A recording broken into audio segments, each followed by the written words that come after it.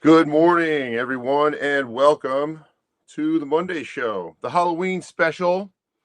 And we're going to get to this started off kind of what we're doing currently here. You see the main page, and I'm going to hold on. Let me do a quick sound check before I don't want to get to talking and then suddenly, all right, I can hear myself.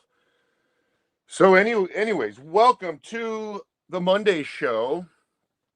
You see the thumbnail, the truth about Tokyo Brian. We'll get into that, but I wanted to touch up on this kind of stuff here first because I've gained about 12 subs here in the last couple days just by doing this kind of stuff. So you'll see I kind of jumped on that top of the Pops bandwagon there that Davy Strange name started. That could be argued because I think I started it.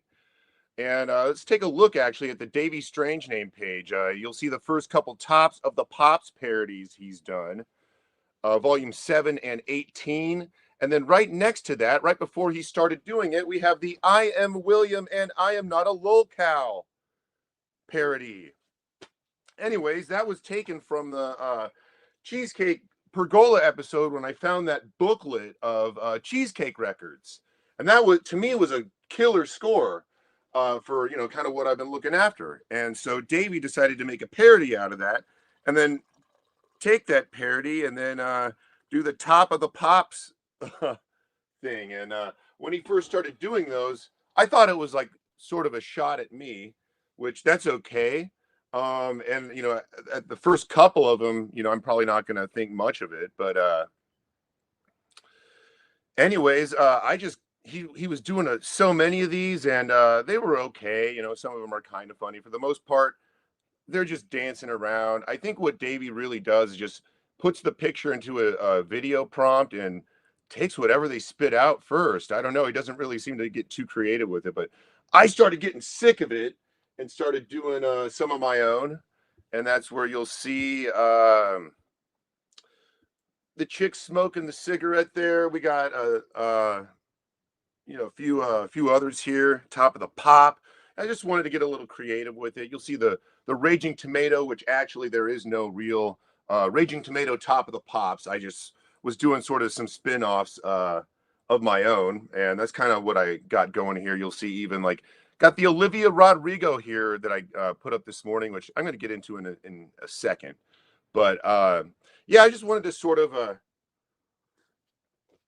the cheesecake stuff. That was kind of my thing. So I figured why not or I guess I did do a couple of them down here with the Marty Robbins and the Arthur Fiedler. So my idea was to bring like the bargain bin to life, or like these cheap records that might have a cute chick. You can sort of do something else with the record other than the music. Now, those top of the Pops compilations, I want to talk about those here for a second. And here, actually, there is a website which I pulled up here, the definitive website. So there are people who have gotten really nerdy about this stuff, which is very cool because as I was doing these, I didn't know much about these models. I thought most all of them were unknown. Come to find out, some of them are very well known. And this one right here is Susan Shaw, who was featured on maybe 5 or 6 covers. And she passed away actually in 1978. And I didn't know who Susan Shaw was, so I did pull up her Wikipedia bio here. And if this is the correct one, I believe it is. Aged 49, passed away in 1978. Her first feature on those record covers would have been, you'll see this Bondage one, Pop's Best of 1971. That's Susan Shaw's first appearance on those covers, and she would have been 42 years old. Now, funny thing, I was looking at these top of the Pops covers, and some of the models, like this blonde girl next to her, looks rather young. The karate chick looks, she looks like a woman for sure, but I thought Susan Shaw in these covers was like 24, 25. She's like 42 in this on this cover, and then she, yeah, like I said, about a half dozen more, but no, she passed away. And this is her Wikipedia bio if you want to check that out. But yeah, knowing nothing about her, I had to sort of cheat, go on Wikipedia and learn a thing or two. 3 marriages which didn't seem to last long, And with her being on the cover of those record covers, you can imagine she was probably a real life smoke show. But yeah, she was a British model and actress, and very cool kind of story. And as I was making these, that's kind of the thing. I like to know who is, kind of behind this kind of stuff, I guess. But yeah, no, having a lot of fun with those tops of the pops things. And I guess thank you, Davey Strange Name. If it weren't for you doing that stuff, I wouldn't have caught on as well. And I kind of believe my own AI skills have improved since then. I guess we'll talk about that here for a second. Now, Arnie Zanzibar has kind of been cheering me on, I guess, or he's been enjoying these, I guess, and he sort of has inspired some of these. And you'll see, I threw out a Jan and Dean one for Arnie and switch it up, give it a little Hawaiian vibe with the Hawaiian shirts and the sunglasses. So there's some people who hate this kind of stuff and say like AI is like, oh, it's nothing work. Actually, it's tough. You have to get really good with prompts, and you'll see some of the top of the pops. I just got creative and wanted to make some spin-off, covers of my own. Let's see here. So I guess I'll start out here. You'll see the bootlegs there. So I'm doing the spin-off of my own. Actually, real quick side note, I am using Grok, and then I'm using a Meta AI app, which I'm sort of going in between those two. And then there's a couple of others that I use off to the side. So I'm using like a combination of like sometimes 4 AI apps to do a lot of this stuff. And so because, some will only, AI, we're still early stages. I'm sure in a year from now, I will look back on all this stuff and be like, this stuff is a joke. I mean, I think this stuff looks pretty good. I thought that Marty Robbins, I don't know. I finished it. I guess maybe I sort of did make him look like a gay cowboy. Sorry, Marty, but the scenery looked too cool. But anyway, that did have like 5 dislikes on it. But most people loved it. But I was thinking to the people who didn't like it, that's probably why. But anyway, no, the spin-offs, so the volume 27, the orange one that I did, what I was trying to do is I was trying to throw into an AI prompt. I wanted it to create a top of the pops record cover, kind of like close to how it would have been in the 70s, but I wanted AI to generate it entirely. Anyway, it gave me this chick, which I copied, and then I just, made my, put the chick on there. You'll notice the girl doesn't look exactly like, Lonnie Anderson fits that better sort of aesthetic of the original top of the pops cover, but obviously Lonnie Anderson, she ain't no pops girl. But actually, I think those pops girls, as I was working on those uh, parodies, very attractive girls on these covers. And I guess I just sort of looked at these covers over the years and didn't think much about it. But then you start working with them, and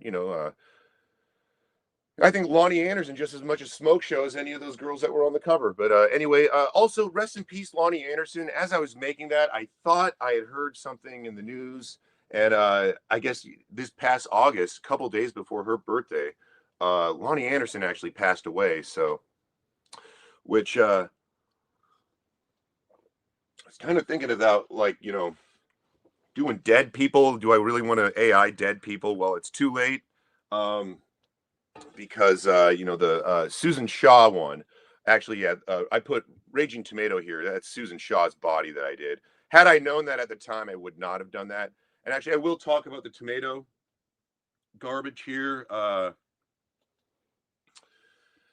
here a little bit. I think it's just kind of cool that, or kind of good, kind of good for me to maybe touch up on that. I basically made that whole episode a year ago, a little over a year ago, called "The Truth of the Manosphere," and kind of wish I didn't make that episode. But funny thing is, okay, I'll get to it when I talk about it. But no, to kind of, I don't know, to wrap things up, I guess, okay, I want to talk about this top of the pops because for years it's had this stigma. Oh, it's got a hot chick on the cover and it's a bunch of watered down music. Well, that's kind of the joke here. And I'm going to open it full page here. And we got this Olivia Rodrigo here. And that's the joke. It's like, to me, Olivia Rodrigo is the same formula as a top of the pops record. you got a cute chick and a bunch of watered down music. Now, Olivia Rodrigo, kind of her thing is the record label like dresses her up. That's like half of her marketing is what she's wearing on stage or, in photos or modeling shoots or whatever. Olivia Rodrigo has never worn this. So it was part of this joke is for me to dress her up as like a mall punk and give her like, totally futurize the top of the Pops cover and everything. But no, Olivia Rodrigo, to me, it sounds like watered down Veruca Salt songs. Or like, it's funny how she's on Geffen Records, and a lot of those songs, like some of her songs sound like Veruca Salt, Nirvana, uh, aspects to it, Weezer aspects to her music too, all on Geffen. And so I sort of feel like, they're just rehashing old Geffen alternative rock albums for the 90s to make Olivia Rodrigo. So that's the joke here. And I think a lot of my jokes do go over people's heads. Or like I told Arnie, I had a couple Taylor Swift record covers on the way, and Arnie's like, he doesn't want to see the Taylor Swift ones, but I think they're funny. And or I guess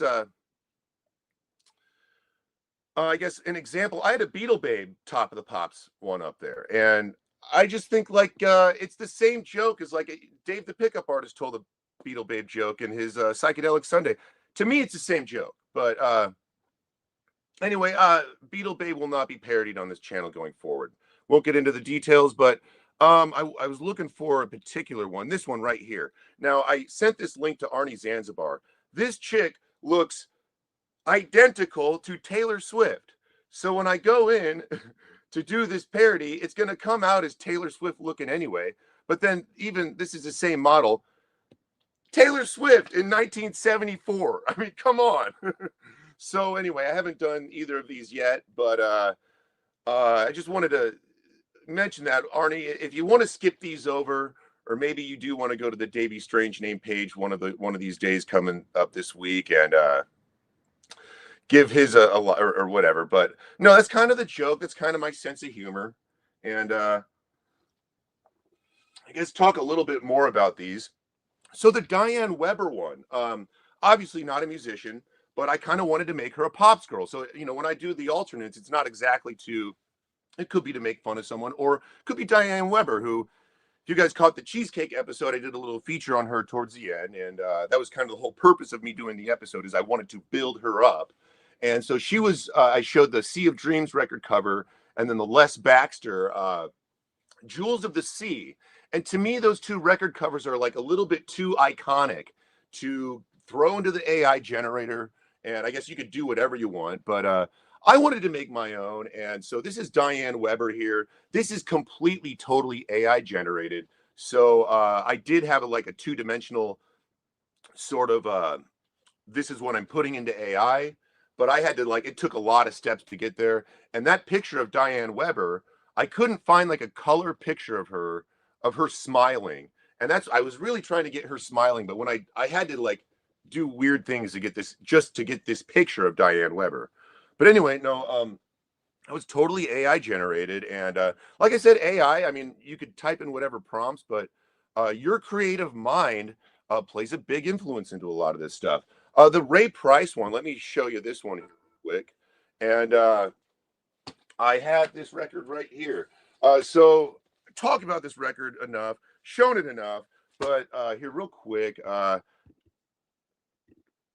Yeah, they've done these two covers. So when they reissued this in the 70s, they put them up in this tux. And I've always criticized this cover, but amazing album.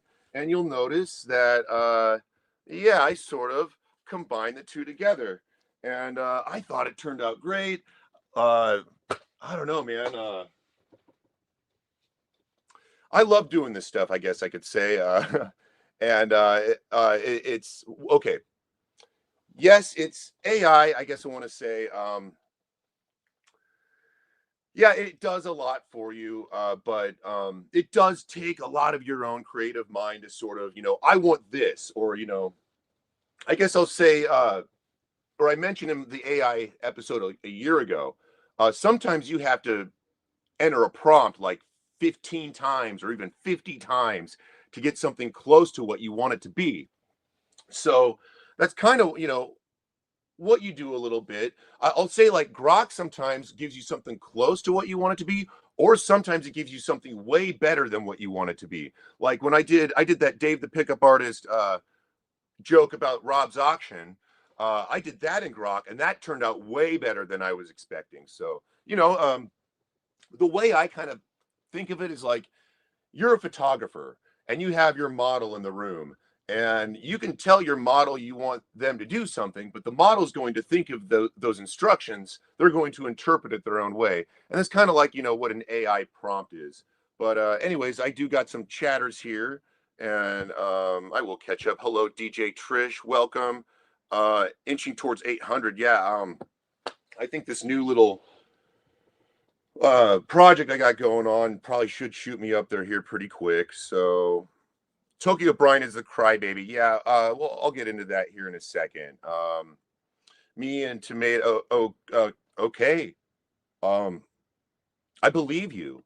Let's see, Willie, you're late to date at. So. Thank you again, Richard.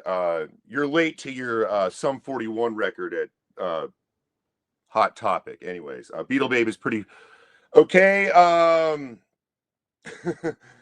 right. Depeche Commode, a Top of the Pops thumb more fitting for the VC would be of an overweight middle-aged white male with a receding hairline. Are you trolling me, Depeche Commode? But anyways, no. Or maybe he's talking about Davey. Who knows? But anyway, Depeche Commode, you got the Sunday night meltdown. That was one of the last Graveyard parodies that I did. And it wasn't, I did ask Depeche Commode for some permission, but before that page got nuked, that was one of the last ones I did, and I was catching Depeche Commode. So that was the thing with the whole Graveyard. It wasn't necessarily to like diss people. If I thought you had a good, interesting story, I wanted to maybe put you up in a Halloween costume. I will say some of those, making those, it does kind of creep you out a little bit when you're, some of those filters do get a little bit creepy, but anyways, Tokyo Brian, I guess we can kind of roll into things here. And you guys remember I made a Rachel's Ghost appearance maybe about a month ago. A little longer, I'm not sure at this point, but I think PB Thal jumped up there. We were having a good time. Like I was getting along with people. Or I guess maybe at the time, I felt like I needed to jump up there. And sorry, guys, I actually had other records I wanted to show, but I guess I started my Tokyo Brian rant. So we'll go ahead and do Tokyo Brian, and I'll show you some records at the end. But yeah, so the episode that I jumped up on was kind of like a call out or a peace train to Tokyo Brian. And I think maybe I was expecting Tokyo Brian. Other people's were expecting Tokyo Brian, and he no-showed, but I showed up, and I never, no-show. I'm always on the front line, putting my neck out there. So I won't get into the reasons for my appearance. I honestly kind of forget why I jumped up there now to begin with. But Tokyo Brian didn't pop up, and I could kind of sense like maybe they were talking about him in the Patreon group, and I don't know what goes on in there, and no one tells me. I'm not friends with anyone in that group or anything, so I don't get any sort of scoop from that. But I noticed that Tokyo Brian has sort of jumped into a few chats, and he jumped into that chat and just mentioned something. But I have not talked to Tokyo Brian, and he has that phrase, I'm going to let my silence speak for itself. Well, actually, that's the clip that sort of got me in trouble. And anyways, the Patreon group, I think some similar issue. I don't know what happened, but maybe someone got a video down or a channel taken down. and I didn't know about it. And then all of a sudden, I saw that Spring Hill Jim got his channel taken down, and then my Rachel's Ghost Patreon expose from last year got taken down. And it didn't get taken down for the Rachel stuff because I didn't include any Patreon stuff because at the time her channel was still up. But I included a couple clips from Tokyo Brian. And as I was building up that live stream, I was trying to jump on Brian's show like the Monday before and just to chat with Brian. And I've honestly never had much of an issue with Brian. I do think he's a bit of a flake. And I have called him loopy before, like directly while I was on the same panel as him. I think in the troll stream, I think we gave Brian a -1. And when you're a -1, that means you're not a troll, but you do things that get you trolled. So Tokyo Brian, has attracted Spring Hill Jim and Vag. So I will also mention there's a Davey Strangename parody where he covered this whole sort of thing. And in one of the parodies, he had included a comment from 4D Man that said that Spring Hill Jim and Vag are here so much, something like that, that it's almost like they work as a team. I want to talk about that a little bit because that was back when Spring Hill Jim was my friend, like legitimately my friend.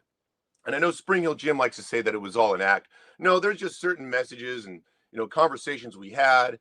And then, his appearances on my live streams earlier this year, this guy was my friend, and not even Spring Hill Jim can deny any of that. But as in regards to Tokyo Brian, Jim was always in his chats, and like I don't like trolling Tokyo Brian, or I don't know. I reached a point like I don't need to be here in his chat always trolling him. But like, a couple times I did that, like it was the George Boredom thing, which that was a clip that was behind Brian's members only wall, was the one where I fooled him on the George Boredom account and he was actually calling him George Boredom, we miss you. And then the other one was the one that got me in trouble was I'm going to let my silence speak for itself, which I actually re-uploaded the full clip, knowing what I was doing, added an echo to it just to kind of like rub it in his face. But I'm going to get to my opinion on that here. But in regards to Spring Hill Jim, Spring Hill Jim actually did have a lot of like Tokyo Brian's content up on his page, enough to get it reported and shut down all at once. So I don't know what to really say about Spring Hill Jim in that regard. I think Spring Hill Jim sort of had it coming in a way. Now, as far as I am concerned, maybe I did too. I guess I will say Tokyo Brian missed one because I had a short that was 3 minutes long that had 1,700 views on it that was actually exposing Spring Hill Jim as like the person hacking into Richard Dolan's account. And that was all exposed on Tokyo Brian's stream. And Tokyo Brian could have had that one taken down on the Graveyard, but he didn't. So I don't know if he saw that or what. But I don't know. This had like sort of a weird ring to it because it's very similar in nature to like, Concert Buddy. And I've had a short taken down from Concert Buddy. And I want to rewind and talk about this because this was a setup. And this was last summer when I was doing the Stranger Than Pulp Fiction bullshit. And what had happened was I had one of my videos taken down after a 42-second clip. I filed an appeal to get it reinstated, and I won my appeal. And the funny thing is if Concert Buddy wanted to win his appeal, he would have actually had to hire a lawyer. So not worth your time. But I'll voice my opinion on that too. But let's see, where was I? So after my video was taken down, I sent a message to Marius Stark last summer, and I had this idea to do a collaboration parody. And the reason why I picked him was he had a lot of videos taken down, a lot of strikes from his channel. I guess I talked to him a few days ago, and his channel got removed by YouTube due to strikes. And so the idea was to I was going to make this parody. It was going to be a collaboration with Stark, and it was going to be I was making it to get it taken down, it was designed for Concert Buddy to report it, because funny, it was a tribute. It was like a kind of a tribute to Fred Dobbs in a way. We had this like gorilla dude fighting Concert Buddy, and anyway, and then the it was set up like one of the old Rice Paddies Jr. parodies too. So and I actually, funny thing, I got a message from Michael Ricefields after making that parody, and Ricefield says to me, that parody really offended me. And it's like, I can't believe you and Stark both did that. I'm like, hold on, Michael. This is actually, it was all set up by design. And it was because I told him, I'm trying to get a strike on this and get it taken down so I can argue other videos that I've reported that are not getting taken down. And I was going to tell them, you guys favor your members only channels above the smaller channels that are trying to grow. So Concert Buddy, Tokyo Brian, YouTube favors these guys when they go to report a video. And so I don't think that's very fair. Should Spring Hill Jim's channel have been taken down? No, I don't think so. I think that's messed up. And here's why. And this is not me trying to become your friend again, Jim. I'm just sort of speaking for you a little bit. Tokyo Brian just hit around 3,000 or close to it. Maybe a couple years ago, he was around 1,000, and this members only section, maybe he started, and he does a variety of things. He does like a fish live stream, and then he'll do these like kind of car videos, and then interviewing people on the street for records. But I would actually consider Tokyo Brian to be a non-tent creator, and that is, so about half of it is his own stuff, but I do think he does pull a lot from other people to get his content. And we all do. I mean, we all need something to talk about. But my problem with it is I think he gets a little bit too much from other people, brings it to his own channel, and now it's his members only stuff. Well, I don't get a lot of substance out of Tokyo Brian. But the reason, like I mentioned, he's a -1 troll. He's attracting trolls to his channel. Trolls like Spring Hill Jim.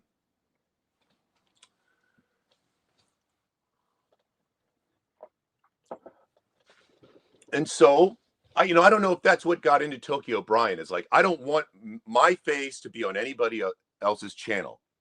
So I think it seems like he's limiting his appearances going around on other people's streams. And even his own streams, I'm not seeing him pop up as often. So, but I don't know what got into him. And, as far as Jim goes, I do think he had a lot of content, but I don't think YouTube should be removing an entire channel because of Tokyo Brian. Because I think of YouTube sees him, oh, he's got 3,000 subs. Bullshit. 3,000 subs is nothing. There are people out there with 100,000 subs, million subs, whatever. Why does Tokyo Brian get this much power? Why does Concert Buddy get this much power? And when they go to report a video, they can just say, oh, it's behind, like, that 42-second, that's my clip. And YouTube immediately is going to say, oh, you have a monetized channel. We're going to listen to you. And kind of same thing with Tokyo Brian. It's like, well, you have a monetized channel. He doesn't. We're going to listen to you. So I kind of think the rules on YouTube are set up for members only channels and monetized channels to bully channels that are trying to grow. And that's what I think Brian did to Jim and myself, and maybe a few other people. And I don't think that's cool. I think here's what YouTube should have done. Just take the video down and don't give me a strike. Because when I uploaded my video, when I did the Rachel's Patreon episode, I didn't know that Brian had put that stuff behind his members only wall. And that video was up on the page for like 10 months or something. So it's like, why now? Why didn't he bitch about it 6 months ago? Or, a few weeks after I did that video? And I know Brian watches my channel because he's mentioned, he saw my live stream come up.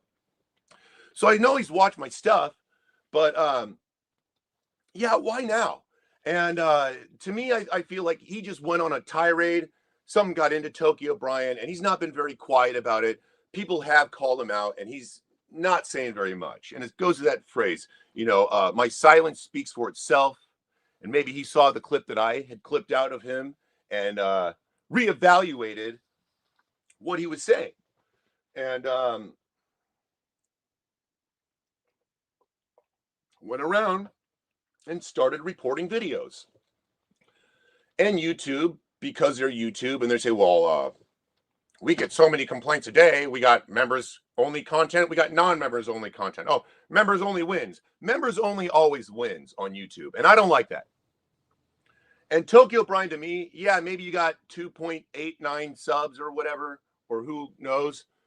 But you, to me, are still the tiniest violin on YouTube, playing Concerto No. 4. You to me are nothing. And that's why I sort of made fun of you. It's like,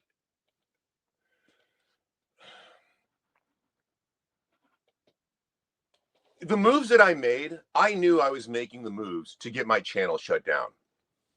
And I want to talk about, because I was willing to take the second strike and be like, haha, Tokyo Brian, I was going to wait it out, the 90 days and be cool on the channel. But then I dropped the Tokyo Brian sniffing glue parody, and Tokyo Brian reported that too.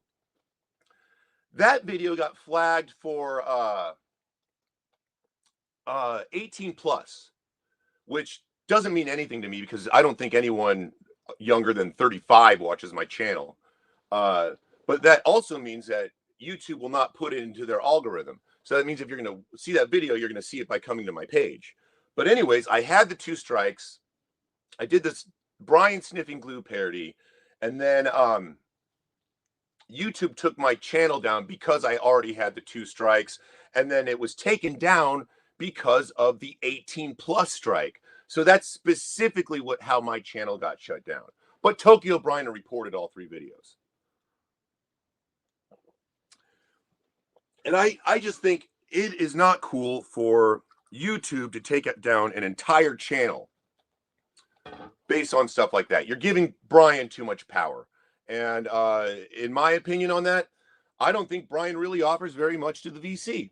I created that troll account on him, Tokyo No Record style, because there's no records on his channel, hardly ever. And even recently, he's interviewing people on the street, showing their record, showing their Sabrina Carpenter record.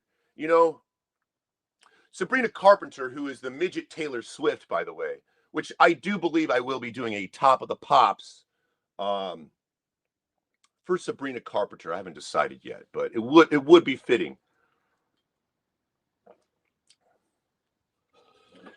Anyways, I do think it's a shame. I have emailed YouTube, and YouTube is basically at the point where, talk about AI, you're basically talking to an AI robot trying to tell you what the YouTube rules are. And they say, here, I'm going to send you this link. Read this for a reference. So it's kind of like, there is, you basically, when you reach out to YouTube, you hit a wall when you try to talk about this stuff. And, here's my opinion. Is if you have like a lot of copyrighted material on your channel, like I do, like a year ago, all those hip hop remixes I was doing, all that stuff is copyrighted, from the video to the instrumental to the vocal track. There's a lot packed into those videos. I think it would make more sense to shut a channel down on that type of stuff than if I'm doing reaction videos on another YouTuber who's relatable in my community. I should be allowed to do that. What I don't like is, oh, well, Brian has this video and someone's reacted to it. Now Brian can set that video behind his members only wall, report your video, and you get a strike. And I think that's messed up because it's almost like setting people up in a way. And the members only stuff, I'm going to rant on Sarah Tomato a little bit here because that did kind of pop up. And but she has a members only stuff too, and I do want to talk about that. But no, I do think, yeah, repeating myself a little bit, I wish YouTube wouldn't give so much power to just because you have a members only section, that means nothing to me. That's like, maybe YouTube thinks that's important. Like, we're handing you a badge of honor kind of thing. But no, I think there is an abuse of power. I think Tokyo Brian did cross that line. Tokyo Brian, I hope you're watching this, and I hope you heard me say that. And if you're not watching this, someone send him a link. You crossed a line. And yeah, you're getting trolled on your channel. Brian, you deserve all your trolls. You earn all your trolls. Okay. I think that's something that you don't understand. And you kind of get this whole flakiness going, like, oh man, why do I have so many trolls? Get out of here. I hate trolls. And you're the type of dude, you're the type of personality who just attracts them. And I think you need to take a little responsibility for it than to sit there and be a crybaby around the VC. Like I said, you don't really offer a lot of record or music talk. And I watch your fish live stream on Saturday that now you do regularly. I'll tell you what, Brian, if 2 people are tuning in to your weekly fish live stream, it's time to cancel it. All right. Nobody cares. Nobody watches it. It's repetitive. It's the same thing every time. Focus on your own content and stop worrying about other people, Brian. Anyways, I don't know if there's anything else I want to say much on that. Catch up with you guys here. Willie, re-upload the Rice Baby episode. I don't have it anymore. That was the thing. Uploading that thing was to get it off my laptop and free up some space. But I don't know. I think I can do the whole YouTube copyright school, which is a load of bullshit. But I don't know. I thought about that too. The graveyard just might be gone, and I'm all right with that. My honest opinion, I don't think. I know some people loved it, and there was a few of those. Like, as soon as I would upload them, they were getting likes by a couple people. So I did have a few big fans out there of that project. But I don't know. I do think that the VC gets boring, and I did catch a lot more traffic coming to that site as I would do sort of thing. So I don't know. Is VC parody dead? I don't think it is. It just needs to. I think this year for sure, VC parody got really old and tired and driven into the ground, and parodies stopped becoming parodies and started becoming humiliation. And at that point, you're not letting the jokes happen, anyways, why did not Zeb, please, you follow this channel, you got a wrench here. Do I need to de-wrench Zeb? I know you're a guy who likes to have a wrench around the VC. Mary Stark, remember him, folks. I did have a chat with him. I sent him a message in regards to the tomato stuff, because he was kind of trying to be the tomato parody guy for a while before he got sick of her. And he said that he kind of thought his channel was nuked because of a Sarah parody. But anyway, I'm going to pause for a minute. I'm going to do a little record talk. I guess first, there's a new channel in Omaha, YouTube channel. And this is a guy I've seen around town for years, or even before I moved out to Seattle. I remember seeing him. I don't know his name. I don't remember his name. I know I've sort of stopped and talked to him. But I wanted to mention him. I'm not going to mention his name or his channel. And maybe you guys have seen it, because I have seen some VC members sort of comment on his videos. But no, he blew up to 400 subs really quick, within a month. And it took me a year and a half to get to 400 subs. So YouTube has pushed this guy to the moon kind of thing. He's already got a video at 4K views, 9K views. And I've watched a few of his videos. And the funny thing, his whole channel is basically my channel. It's about going around to garage sales, thrift stores, what bargain bin records you could find. He even had a video. Oh man, you guys got to check out the Space Age Jazz video. So it's like, I don't know, it's like almost like a polished up version of all the Pergola episodes I was making this summer. And those Pergola episodes was just sort of to like illustrate to you guys, real record collecting, or like, a day in the life, not something manufactured. This is me and this box of records I just found before I've even brought them inside. And so I don't think, I don't see really anybody doing anything like that in the VC. And that's something I wanted to offer. I think people kind of got tired of it or whatever. But no, I mentioned that because this guy basically is talking and showing the same types of records at estate sales, showing records that I won't even show you guys. But anyways, I wanted to mention this. I showed this at one of the Pergola episodes, the first Wes Montgomery on Riverside stereo press. And I bought this for $30 at Canesville. And the funny thing about it, he was in Canesville at the same time. And this is the kind of guy who likes to look out for jazz records. Or like I've always like kind of seen him in the jazz section looking for something. And I don't know what I was looking for that day. I was looking in the country section because that's kind of like the first spot that I go to. I'm used to going into Canesville and like, finding nothing. And then like, let me go to the country section to see if I can replace, replace my Gene Shepard record or something like that.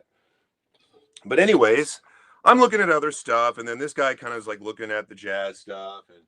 And he leaves the store. And then I go over to look at his stack of records. And that's when I found this. $30 at the bottom of the stack. I said to Tim, it's like, that guy didn't buy this record? I'm like, I thought he was like way into jazz. And Tim said, I think he's broke or something like that, or maybe something about his daughter. And I know he's talked about having kids and having a daughter on his channel or whatever, but I mean, I'm just thinking, like, I told Tim, like, I'm broke too, but it's like, I'm not letting for $30, I'm not, this is coming home with me, So I mentioned that because YouTube is pushing this guy to the moon right now. I've known who this guy is for years and caught him snoozing on this. Not the first time I've caught people snoozing on a record at Canesville. Of course, I've snoozed on records there too. It's easy to, in a place like that, it just happens. But yeah, man, great record, by the way. The incredible jazz guitar of Wes Montgomery. And I mentioned in a few videos, like, he did sort of do that sort of easy listening sort of style where he was doing like a lot of like pop covers. Gosh, I could make a Top of the Pops cover for Wes Montgomery. Just kidding. No, I won't. But no, this is like a little bit more hard bop jazz guitar, but still a nice, easy listening. Still, you got that like really smooth sounding, incredible guitar player, Wes Montgomery. Very happy. All around VG Plus. Total steal for $30. Anyways, not going to mention that guy's channel. Also, picked this up recently at Canesville. I'm into the Space Age exotic shit as well. Don Thier, never heard this before. Don Thier and his Orchestra Exotique play the music of Les Baxter. Pretty cool record. Didn't blow me away or anything. I mean, I think I already had mentioned Space Age Jazz isn't the type of music to like blow you away. It's just like, you want some good tunes to throw on while you're cooking dinner or something. Well, you're cleaning the house, or I don't know. But good record, and the cover did sort of jump out at me. But cover Quiet Village on here. I didn't even know that was a Les Baxter tune. I guess I always thought that was Martin Denny because of the album Quiet Village. But cool record to have. When I looked this up on Discogs, didn't seem to be a ton of copies either. Then I have shown. I don't know if I've shown these before. But I have the EPs for Satan is Real here. And this came from my collection, and the LP. Excuse me, I may have went frozen there. Sorry. He did not have the LP. He did have a lot of Louvin Brothers stuff, but I think he did sell his LP copy. But with him being a 45 nut, he kept these around. And cool thing is I have copies, the record with the sleeve and a record without the sleeve too. It's kind of like I have doubles. But here recently, I have Satan is Real by the Louvin Brothers as a save search on eBay. And I picked up my first, this is an original 59 press. And this popped up on eBay for 20 bucks. And I read the description, said there was no skips. I did get it, and the first song did have a skip on it. However, the rest of the record played amazing, and I'm really happy to have this copy. I'll just kind of show you the jacket a little bit, because when you find a copy of these, they're usually, you know, if you're lucky to get one, you're kind of getting a pretty beat up copy. But yeah, Satan is Real by the Louvin Brothers. It is a great record. I think a lot of people think this is like the best Louvin Brothers record. Maybe, you know, the record that defines them the most, or the one that they're most known for. But truthfully, the music is no better or no worse than any other Louvin Brothers record. I will call this the most daring Christian record ever made. And I did not know this. I'm going to read actually the blurb on the back cover here. Because I didn't know this until I just got this record. But the fiery setting pictured on the cover of this album was conceived and built by the Louvin Brothers themselves, using chiefly rocks, scrap rubber, and lots of imagination.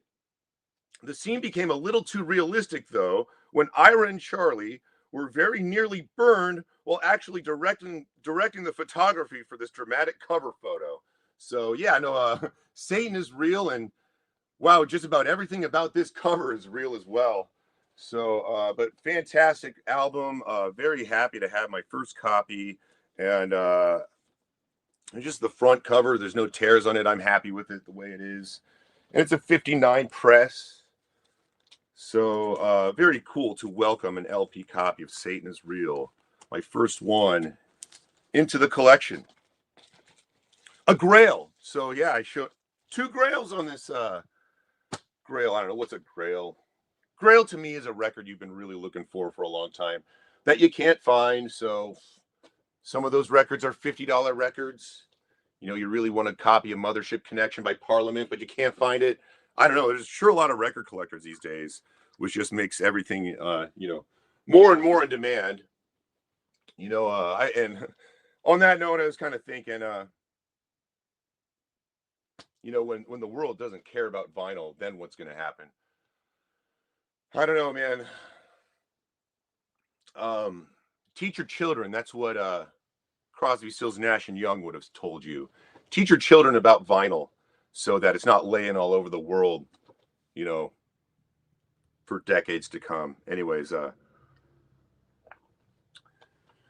let's see. Hello, Zeb. Hello, Trish. You know, it's kind of a quiet here Monday, a little low-key Monday. Let's see. I did have a little cheat sheet on my junk mail, piece of junk mail here. Tokyo Brian, AI. Talked about that. You know, Rob is boring, guys. And I don't know, we got some people watching. I'm very appreciative of everyone who's here. Thank you. I know I could have some hate watchers here. That's all right. You guys are at least interested, so welcome. But I was watching The Waxed, and Mazzy didn't jump up on this episode. Notice like viewership was kind of like, you know, dropped to like, you know, 30 or 40 less than normal. Maybe Elliot Cruz is trying to be the new Mazzy up there. But I'm scratching my head, guys. It's like I've been trying to keep things interesting here for you.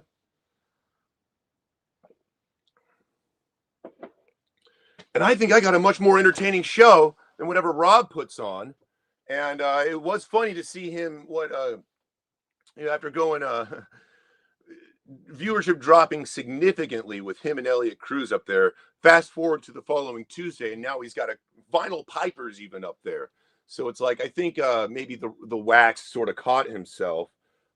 Getting boring. Well, when you get like 150 live viewers or whatever, it really gets to your head. And I guess this is a good segue to talk about Raging Tomato. Because I guess first off, guys, don't give up on me, guys. We got a lot to talk about. I got an interesting channel and I show good records, and I'm not an idiot either.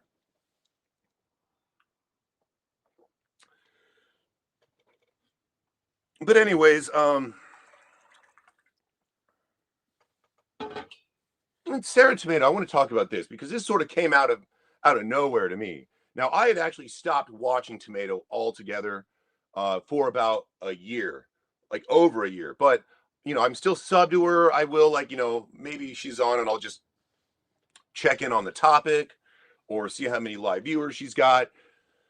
She recently was in the 300 to 400 live viewer range. I think there may have been some streams where she had 700 to over 1,000 live viewers. Now, when that first started happening, I did catch Sarah saying she's getting rated or whatever, or she doesn't want to get rated, or she knows that once she starts getting like 700 live viewers on her channel, she knows the bots are in, the robots are coming after her or something.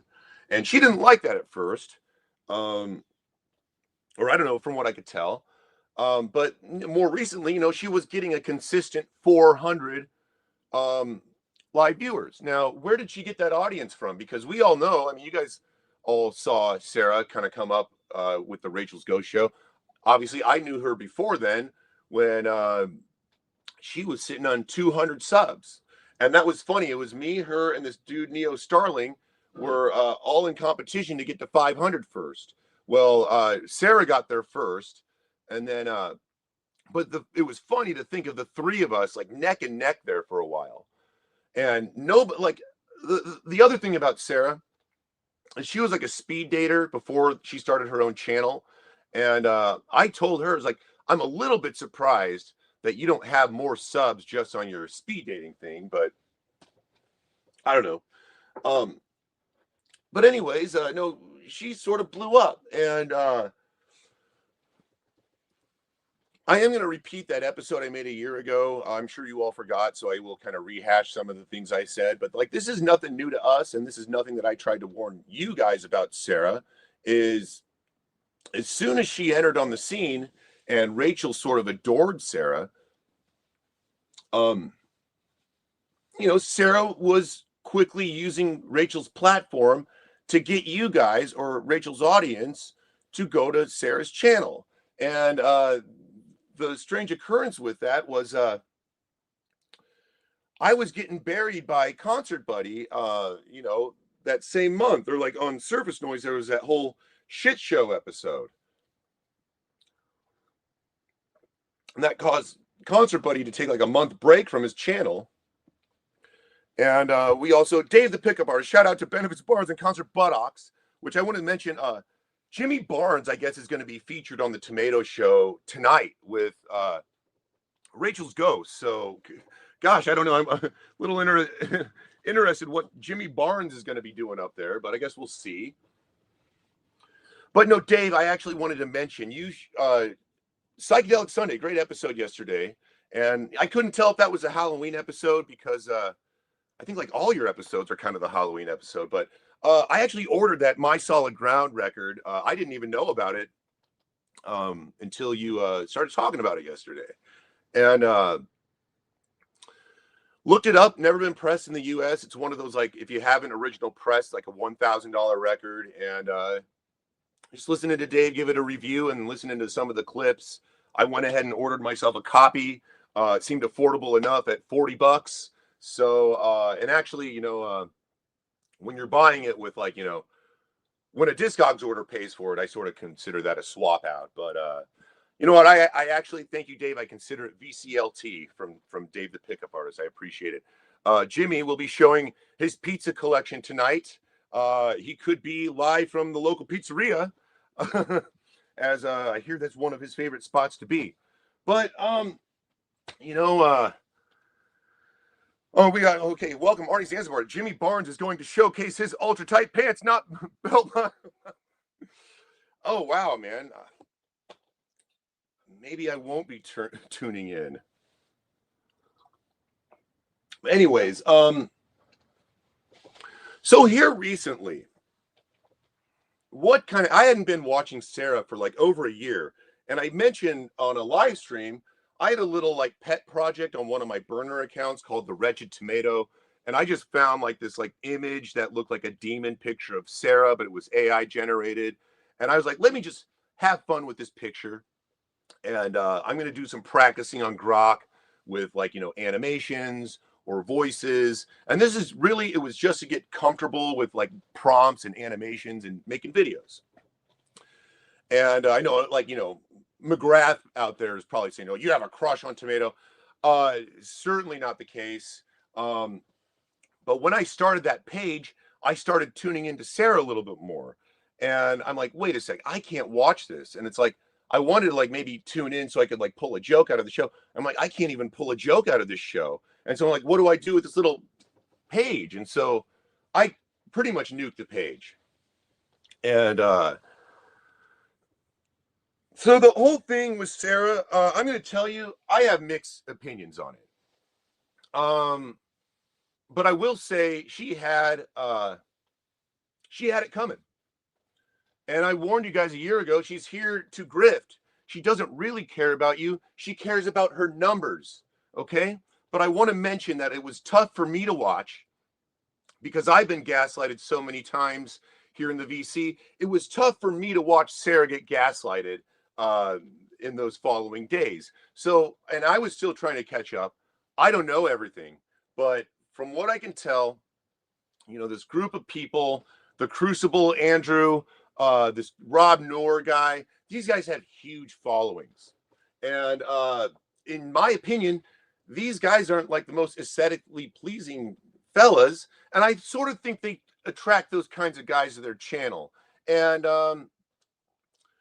they might attract a lot of people who like to hate watch women. And I kind of think that's a waste of time. But they got a lot of people. I mean, they got a big wave, 500 people, up to 1,000 people watching their shows. And so they're very influential. Well, Sarah sort of joined in with this crew, from what I understand. And the whole rub off kind of came to her channel too. Well, and I don't know every detail, but I do notice that there was a clip where Sarah said something like, you don't mess with the panelverse. And then the panelverse sort of turned around and did one of like the worst gaslighting uh, schemes I've ever witnessed. And I couldn't help to feel bad for Sarah. And I know, she was up there on Rachel's Ghost, and when I was getting gaslighted, Sarah would just sit there with her fucking Stanley Cup, just sipping it, sitting pretty up on the panel. I'm like, what the fuck, Sarah? I thought I did tell Sarah, you should at least be my homie, and you should be up there on Rachel's Ghost. And while everybody's adoring you, Sarah, you could have been like, hey, that's William. Don't mess with William. You could have said anything like that, and you would have gotten away with it. But I mean, I could quickly tell, Sarah here with no vinyl, very little knowledge about music, is here in the VC to rake in subs and get you guys all to watch her channel and get you guys involved in speed dating. And in a way, I do think it was a little bit of an interesting mix. And the VC, you guys made it clear before I ever came along, you guys like to shoot the shit about other stuff, not just music and not just records. So when Sarah came along and you guys liked her, that was you and not me. So anyway, only thing I want to say is Sarah could have been a little bit more of a true friend, but she just made it clear she's here to grift, she's here to rake in your subs, and she's here for a paycheck. And I want to mention this because this is something that Sarah's never told Rachel. And the whole how Sarah got started here was when Miss U asked me if I was an alpha male I sent a screenshot of this to Sarah, and Sarah jumps in Rachel's chat like minutes later, and ironically enough, gets timed out by Miss U.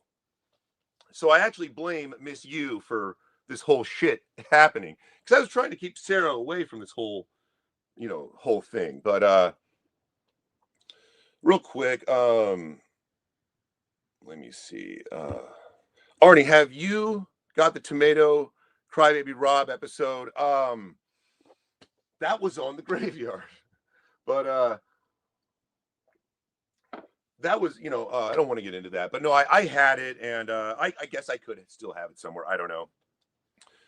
But let's see. She looks good. That's about it. And that was another thing I was going to mention. It's like watching her recently, and now she's got 400 live viewers. And I'm sorry, guys, I do jump around my thoughts. Don't have a cheat sheet, or this is my cheat sheet today, so I don't have a full note sheet. But like as I was doing this pet project, or hold on, I've been out of the scene for a while. Is Rachel still a thing? Rachel's, here's my prediction for Rachel. Here just hit 500 subs. I bet once she gets 1,000, she's gonna try going every day again. And that's just a prediction. But I saw a meme go around early in January, like the golden age of the VC begins tonight, and that one individual didn't even hold that up himself very well. Anyways, tonight Sarah will be showing her collection of trash humans. Good segue, because Dave, I tuned in and it was 400 live viewers, and I was doing this little pet project. Like I said, just want to practice with AI and get good and learn. Here's the thing, it's like, I don't know, Dave, I love your jokes because you know how to tell a joke and you don't have to polish things up. And I don't know, me sitting there, I like to polish things up, and we all have our own way of doing things. But it's like the truth is, if you can tell a joke, you don't need to polish anything up. Anyway, it's like, I don't know, we all, like I mentioned, we all do our own thing. Anyway, I'm sitting there trying to polish things up, and I tune into the Sarah show. 400 live viewers, and I'm starting to watch. And I'm watching for a few minutes, start to watch a little longer, and I'm not hearing very much come out of Sarah. And we've all heard Sarah go on like a 2-hour rant, 3-hour rant, or longer. But with everyone up on her debate panel, she could have as many as 8 to 12 people up there. She's the only girl up there, which is okay, But as a host of your own channel, Sarah, it's like, I think what people were saying is you kind of just sit there, you let a lot of people just kind of talk the whole time, and I kind of think she's like a mediocre moderator. Like, she doesn't jump in there and say, no, this, that, or the other. She doesn't really jump in and point out facts. She doesn't really tame the debate very well. That's kind of what I expect out of a moderator, is to control and tame some of these debates. That was the whole purpose. And it's especially, like I've mentioned this before, when you got panels going 6+ people, it can be really hard to interject and say what you want to say. It can be tough to hear what's going on. And I think a lot of Sarah's show was becoming to be chaos and hard to watch. It's like, I can't watch shit shows when they're chaos, or even Rachel's Ghost when it starts getting 8 to 10 people. I'm like, that's what I'm starting to check out. It's like, I need to be able to follow something. And when you got 9 people up there, I don't think anyone's really having much of a conversation. But I will agree. I think one of the things that Sarah was getting called out for is she is bringing a lot of other people to her channel and making money off of it. And who did I just talk about? Tokyo Brian, Concert Buddy. Concert Buddy especially will bring a lot of people on his channel. I don't know that Concert Buddy really ever talks about the records he finds or he buys, or gives reviews of, really gives that great of record reviews in general. a lot of his stuff is talking about other people's records, or even, for example, he Concert Buddy, I think, got a huge sub boost with the whole eBay, highest record to sell on eBay. And there you are again, you're talking about other people's records. And, I mean, you can build your channel that way. YouTube's going to look at that and be like, okay, well, you're not using copyrighted material. You are reviewing something. This is your opinion of the review. But I do think that's another one of those channels. There's just too much of what's going on in the outside world, and we don't know much about you. I've sort of gotten the sense a lot of people have been calling you out on that for years, but I don't want to get into that too deep. Go too deep on Chance or anything.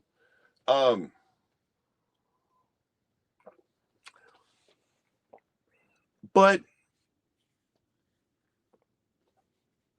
Sarah, I think, let it get to her head.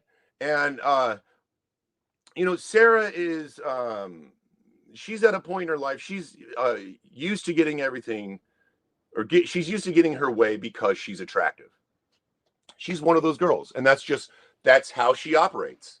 And she'll lie to get her way. She'll step on a friend to get her way. And here in the end, I want to mention this. Like I mentioned, it was a little tough for me to see that whole gaslighting thing that everyone did to her, just because it's happened to me. But I was going to go into this like, I'm going to stick up for Sarah here initially. And what I was expecting was like, her response video was a couple days later. So the thing is, she had lost like 4,000 subs in like the course of a day. It was like overnight. And when that happens, you basically, you didn't lose 4,000 subs. You lost one sub. And you lost that one sub is basically, or one or two subs, is the Crucible and Rob Noor, telling their audience, yeah, go sub Sarah, go support Sarah. And then what do? Oh, no, go unsub Sarah. So basically, they're all of like, all the Crucible's zombies and all the Rob Noor's zombies or whatever are doing that thing. But I do think there's some truth to what was going on there. And we all know her, Sarah. And I don't know what her show is going to be about tonight, but her response video, which went about 7 hours, and way too long and way too repetitive. And once you're going 7 hours, you're just repetitive, redundant, everything under the sun. And here's my criticism of that is, okay, I gave Sarah a super chat, which now I regret. I regretted that halfway into the show. Why did I give her that, $4.99 super chat? I mean, it's $5. Who cares? But I was thinking she was going to drop the link and do an open panel, and then her supporters would come up and be like, no, we like Sarah. We love you, Sarah. And maybe I was going to take that opportunity, if I had it, to be like, Sarah, you remember when you were doing that to me a little bit, though. So you know how it feels. What goes around comes around. And I wasn't going to give her a hard time about it or anything. And just, leave it at that. But she ended up not doing the open panel that night. And what did she say? Is her donations weren't large enough for her to open up the panel. Give me a break. You just had 400 people come to watch your response video. You are getting super chats out the ass that night, not including whatever Finkel gives to you on the side. You made enough money on that show, Sarah, on your response video. You not only could have dropped the link, you should have, and you should have let people like me, your original friends, come up and support you. But I just felt a little bit insulted when you start saying stuff like, you don't have enough money. And you just said it right there. You are grifting. And now when I hear this thing like, Rob Noor, you owe Rob $10,000. And I'm thinking, oh, that's bullshit. You don't know him shit. And I'm starting to think, wait, if you got this whole big audience push And now you're running your own channel. You're doing your debates. People are super chatting you. You're getting, the more live viewers you get, the more views you get, the more money you get. So you basically probably have gotten a good $10,000 from Rob and the Crucible's exposure. And so that's what they're saying is they've given you this platform and you sort of, well, similarly like you did to me, you kind of spit in their face from what I can tell. Now I want to mention this because Dana Kimbowitz popped in there, which I want to say this, shout out to Dana Kimbowitz and the Seattle Mariners, which unfortunately another heartbreaking championship season. Timeout side note here. I was watching game 7 of the ALCS. We were up 3-1. That's how I will always, when I speak of the Seattle Mariners, it will always be we to me. Because I just feel like I've been part of the team, my whole life in a way. I was sitting there, game 7, midway through, and we're up 3-1. And I'm like, we're really going to the World Series. This is really going to happen. And I was actually, I was getting ready to buy a World Series ticket, which, if that were the case, I'd be giving you this live stream from Seattle, Washington right now, but that's not the case. But,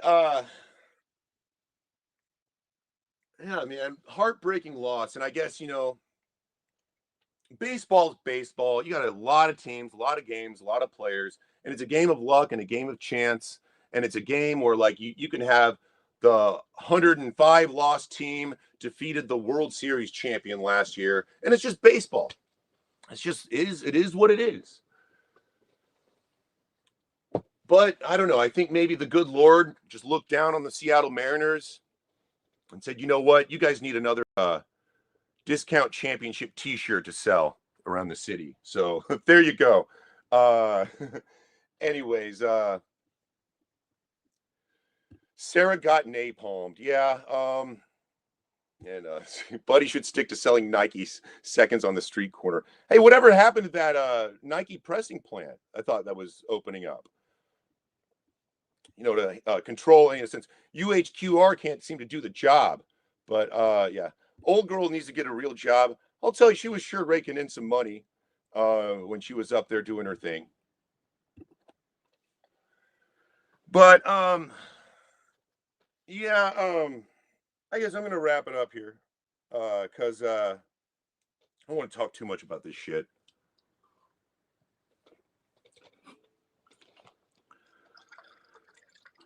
But yeah, it's nothing new, nothing we don't know about Sarah. When I briefly chatted with Marius Stark this weekend about it, and he was like, nothing surprising. We knew her the whole time.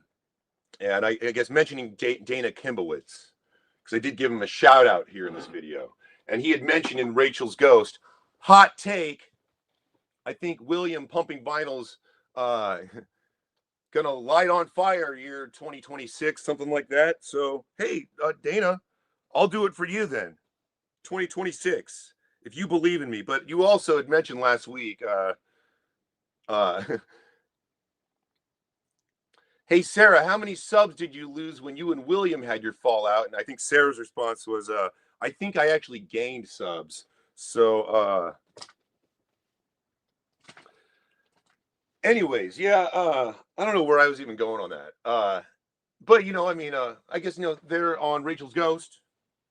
I think Sarah even mentioned sometimes the panel verse gets too right wing. I think she used the term right wing because usually when you say right wing, you're trying to put conservatism into a negative connotation. And that's just kind of what I was, when I saw her up there or listening to her, but she didn't cam up or anything. You could hear a little crackle of a cry in her voice. And I will tell you what, when I was watching the Powdered Dusty, and I guess it at least comforts me to see somebody stick up for Sarah because I thought I was going to be that guy. And when I just was watching Sarah, 7 hours into that stream, she went way too long. And you know what Sarah was doing in that response stream with her 400 live viewers, as she was even losing subs during that live stream as well. she was raking in money, you know. That was going to be like her last paycheck kind of thing, or so she thought, or I don't know. But, you know, I don't know. The other thing with that, you know, someone commented like on a Sarah Tomato message board, you know, the end of your career needs to be studied, something like that, and it got 100 likes. And I'll tell you what, any post like that that gets 100 likes, and Sarah's career is not over. She's still going to be hanging out. She's had a few streams. I think, you know, she did drop significantly from like, you know, 70 to 90 live viewers. And I think that was the same night as Surface Noise because they both stream on the same night. It was funny because Sarah had the same amount of viewers as Chance, and Chance getting that many viewers makes Chance very happy. But to see Sarah drop to that number, you know, it's put that into perspective. You know,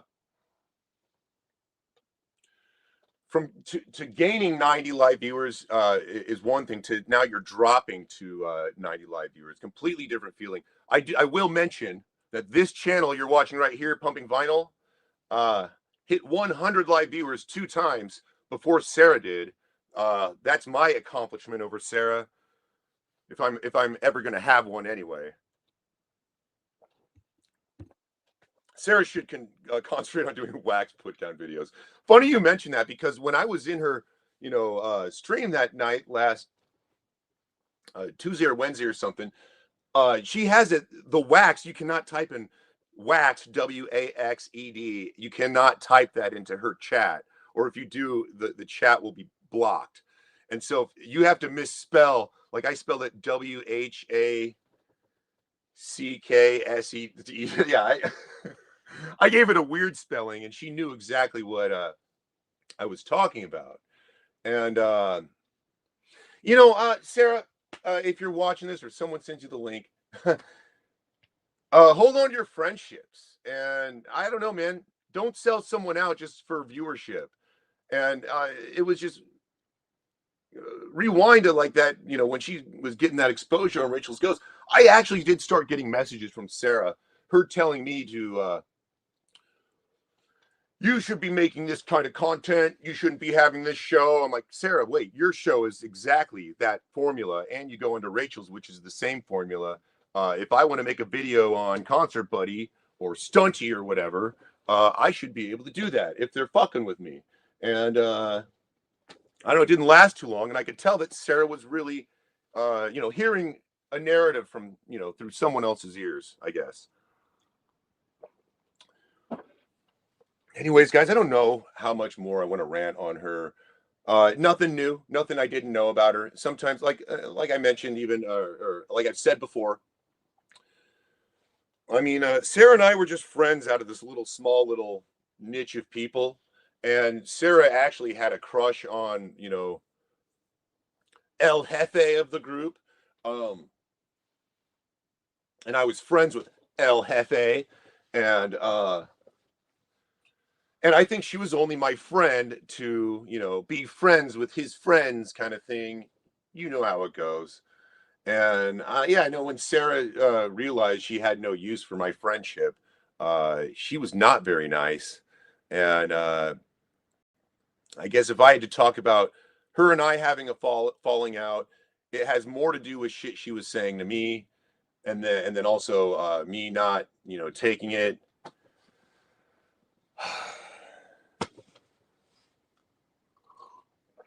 Anyways, I'll tune into that show tonight. I guess if Jimmy Barnes is going to be on there and Rachel's on there, hey, good excuse to bring the troll accounts in, right?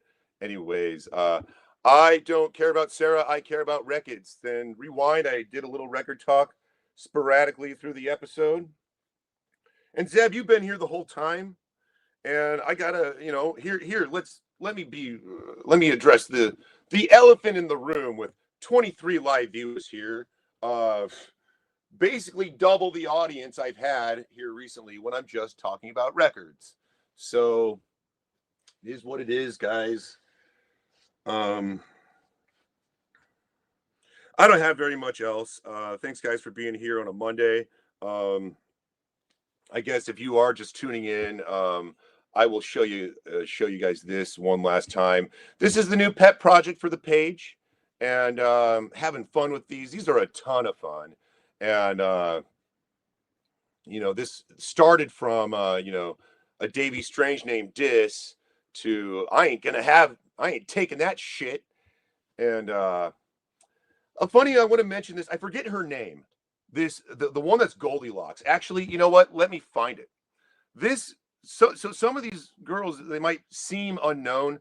A lot of them were kind of like fashion models, nudist models.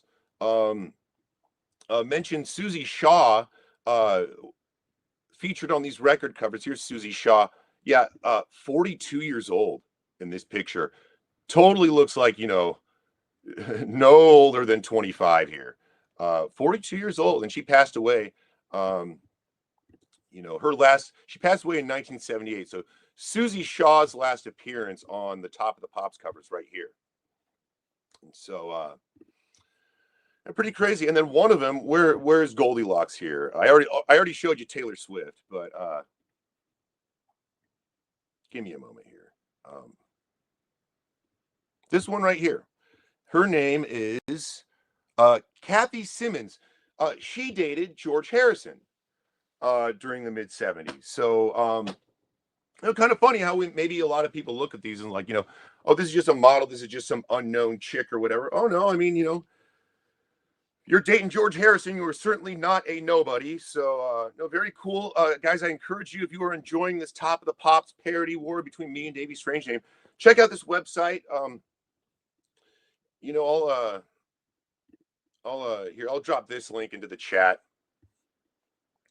And you guys can check that out. I do encourage you to do that. So, 1 second here, dropping it into the chat for you guys. There you are.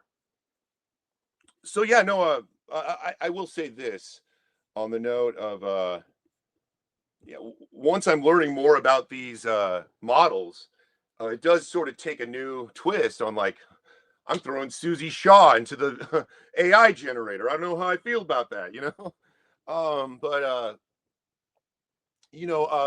great idea, and I don't want to hold any animosity over a stupid little Davy parody or whatever. But I think I'm getting good at the AI stuff, and I think I did. We have a rest in peace, Jack DeJohnette. Wow, jazz drummer Jack DeJohnette. I guess I didn't know he was still alive, but he would have been a drummer on like Miles Davis. He was kind of from the hard bop era. I don't know a ton about him, but there you go. We're losing a lot of them here recently. Long roster of deceased musicians from this year. What are you gonna do? It's part of life. But gosh, I guess on that note, I will kind of close this out. I heard a rumor that major label executive and VC member Arnaldo, who works for BMG, listed a D'Angelo record for $300 the day he died when it was selling for $125 on eBay. That's a major label executive, you guys. What? I don't know. It's like your exposure on Surface Noise not enough for you. Anyways, that sort of breaks my heart. I did sell my D'Angelo records. The three big pieces I had, like the three big fish, I just started them off at an auction. And it was a tough one for me, D'Angelo, and it still is. And, I guess when I sold those records, it was kind of basically like, you guys pick the price because I didn't want to pick the price. And then I didn't, even when I listed, I already had my D'Angelo records listed just because I'm not DJing anymore. And I just kind of have them listed. But I was so distraught over the whole news that I didn't reprice anything. People bought it. They were paying their prices. And then I saw people paying, I don't know. The thing is, if I saw a Light in the Attic sealed copy of Voodoo sold for $300, and I sold my original press for only like $50 more. I don't think the Light in the Attic sealed copy, even at $1,500, is a $300 record, but someone bought it. So, and I don't know. He's one of those artists that you can't really predict how many copies you need to press, because you could press too many and have too many left over. So, but tough loss, that's for sure. Anyways, let's see. Also, the Wax just lost another tracksuit to COVID. It's a shame, man. I guess they'll have to go on Amazon discount, right? Or something like that. Don't they have all the discount tracksuits? But anyways, guys, I guess one last time. If you're with me here, go have fun with these. I would say even these are so short, I bet you could get through all of these in less than 5 minutes. But anyways, guys, that's all I have for you here on a Monday. Thanks for joining me, and we'll catch you when I have something else to say. Peace.